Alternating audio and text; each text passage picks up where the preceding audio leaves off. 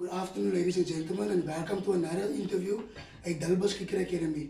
Today we have a privilege to have Mr. Thomas Kaber, contracted currently at the 6-gun drill, SWD Cricket. Thomas, welcome. Thank you very much. Yeah. I appreciate your time and your effort. No, anytime, Bill, and thank you for the opportunity, and look forward to the interview. Yes, thank you. Let's kick off with our questions. Thomas, please tell us a little bit more in the viewers where you're coming from.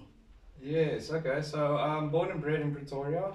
Grew up there. I went to Afrikaans Hoërskool School, Office. And I think around 2009 I played SA under 19. Sort of started my cricket career around there. 2008 played SA Schools, SA under 19. First class debut 2009. Then I played a few seasons at Northerns. I think about 5 or so. I think around 2017 I moved to the Eastern Cape, played for the Warriors and Eastern Province down there. And then when the new structure happened, I moved to Inyati Cricket, or Border, as it's also called. I played 2 seasons there, and then now recently contracted here at SWD. Yes, Nice. made my way here. So And you're currently enjoying it here, no? No, very much, very much. I think it's got a very wholesome community vibe to it, and I think everyone's involved in the cricket here, which is always good to see and fun. You meet a lot of friends and new faces, and like I say, people are very welcoming here and make you feel very comfortable. So it's been a good season. Yeah. Okay, I'm glad. Who inspired you to get to where you are today? I think that's a difficult one. I think I just, as a youngster, when I started watching cricket, I just saw leg spin, and it was just, for me, just the most coolest thing, incredible. And I think people like Shane Warne, I think, was one I watched, and I just, his ability to just make the game, turn the game in a moment with his leg spin was just something that caught my interest, and I just tried to emulate that. And I think at a young age, it's not an easy thing to learn, leg spin. It's a difficult art, and I think my father helped me a lot with,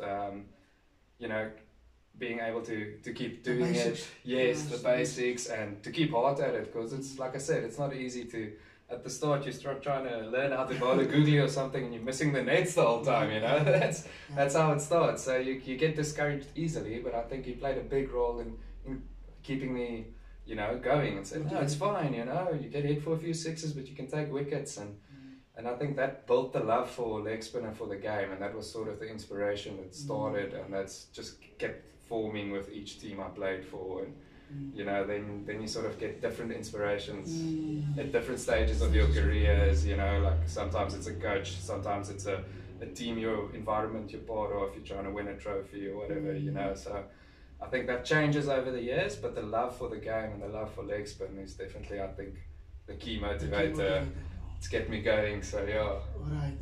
What's your best cricket memory? I think that's very difficult. I like winning. So I think we had a season with Northerns. I can't remember exactly what year, but we won the 4-day comp and the 1-day competition, and I think that was quite special for me that season. I think those kind of memories tend to stick with you, and you build that camaraderie in a team, and you win, and it's just good moments. So I think, but cricket's given me a lot. So there's so many, but that's definitely one that stands out. And I think on a personal level, the SA20 recently was really, incredible to play with those kind of guys. So International stars. Yes, it was something different, and I think you always want to measure yourself against the best. So I think that's what we do as cricketers. We want to try and see how far we can go, and can we get the best out? Can we bowl against them? And so that was a real privilege and a lot of fun. So Speaking of the SA20, please tell us your experiences that you've had. And what did you learn during this whole tournament? I think it's difficult to sum it up like that. In a few points, I just think it's such a incredible tournament for South African cricket, and it is so much fun, like I said, to play against the best in the world, because there was some big names in there, and just to test your skills against them and to rub shoulders with them. I mean, we had Kieran Pollard in our change room, and it's hard to say to you, listen, I learned X, Y, Z from him, but the experience he brings and the small things you pick up from bowling to him or in a net session or a little bit of advice here and there, you can't buy that. So that was very, very cool. And like I said, just an awesome tournament, really fun to be part of it. Really grateful that I got the opportunity to be part of it, and just enjoyed it so much. So it was just good experience. What are your cricket plans for the next 2 years? Well, Dill, I think I've learned I've been playing for about 10 years now, and I think I've learned to be grateful for every match, and not to look too far ahead, because I think things change quickly in cricket. So I just try to be ready for the next match, try to perform the best I can, and sort of take it day by day, I don't try to plan too far ahead. I'll tell you what I would like to see in the next 2 years, is I would like to see some trophies for Southwestern Districts. That would be awesome. I think we've got a good squad and a good team going, and unfortunately this season we haven't really been able to put it together. So I'd like to see, I think that the town and the people deserve a few more trophies. So I think that'll be cool. Okay, nice, very nice of you, Thomas. What do you love to do during your free time? I think as a cricketer, you travel a lot and you're on tour a lot and stuff like that. So I think most of my free time is just spent with family and friends, and very low key, really. Just spending some good quality family time. I try to hack it around on the golf course a little bit. I'm not great at it, but I do enjoy that. Yeah, I spend more time in the trees than anything else, but but that's always good fun. And me and the wife quite enjoy nature, so we would go to the Kruger a bit, and quite enjoy being in the bushveld, if I can put it that way. Yeah. Nice, very nice. Speaking about plans, what are you gonna do life after cricket? Or let me ask you, where do you see yourself in the next 6 to 10 years? Yes, I don't know. Imi's still bowling everyone out, so I'm still hoping to play for quite a while still. But I think SACA's, that's our cricket unions, player representatives, and they give you the opportunity to study while you're playing. So I'm currently enrolled in a BCom Informatics, so I'm trying to finish that up and sort of get something behind my name, for when that day comes that I do have to retire. So I think that's important to have that fallback plan. So definitely the studies, and as well they allow you to do coaching as well, and there's a lot of coaching courses. Yeah, try to give you a bit more of a holistic background, so that those options are available to you. So I'm definitely doing them and looking into it, but I still want to play a few more seasons. Definitely, I feel like I've got a few more in me. You still feel fit. I still feel quite a young 31. Okay, so you're in your first year now, yeah? No, I'm in my final year. Your final year of studies. Yeah. That's nice. Yes, You're a bit of a late starter, but we're getting there. No, it's fine. It's never too late. That's exactly. It's never too late, and I think it's just a brilliant initiative. For them to give the guys that opportunity. Speaking of careers, if you wasn't a professional cricket player, where did you see yourself? In what career did you see yourself?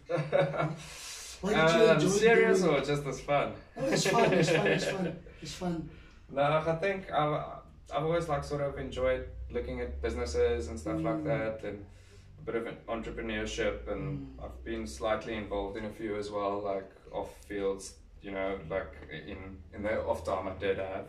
So I think that's definitely something that interests me. Whenever I meet someone who's quite successful with his own company or whatever, I would always ask a lot of questions and try to figure out how is he actually doing this, or how is he running this place, and it always interests me a lot. So I think that's something that I would have wanted to go into more, if I didn't.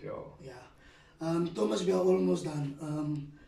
can you please advise young sportsmen, ladies or young girls and boys, to what they can do to accomplish their dreams in life? Yeah, I think enjoyment is quite a big factor. You have to find enjoyment in hard work. So hard work and enjoyment go hand in hand. Yes, and I think how you sort of find that in cricket, I think, is to find understand your own game. Your own game. And because then you really start enjoying it once you like feel like, yo, I'm in control. I know what I'm doing. I know I'm training to better myself. I'm not just training because I'm just hitting balls or whatever, you know. And I think how to do that is to learn, you know. Ask a lot of questions. Don't let a training session go by where you stand still, you know. Ask the coach, how can I improve? What can I do? Take all that information and make it your own. You know, see how it can influence you in a to take positive you. way. Yes, exactly. How to take you that one step further. Because I just think as soon as you start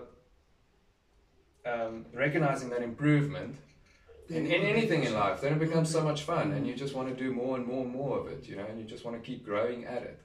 So I think sometimes that's a massive skill that's underlooked is how to actually achieve that. And I think by asking a lot of questions, learning as much as you can, and trying to make it your own, that's sort of the advice I could try to give my younger self. I don't know. I hope it makes sense. Yes, but, definitely. Yeah. Did you have a favorite coach? This is the last question. Did you have a favorite coach in the past or currently?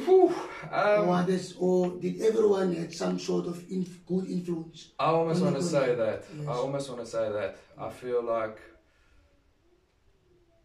exactly that. I feel like everyone sort of, as I went, had a definite key role they played. And at an important time, and you sort of start to put all of that together, and then you start to get the complete package, you know. But I mean, yeah, like I said, every coach had a very, very good role. Funniest thing that you've done on a cricket field, or are there any other funny moments that you had? Yes, still I can think. Because there's not always good things, most. Yeah. During your cricket journey, you understand?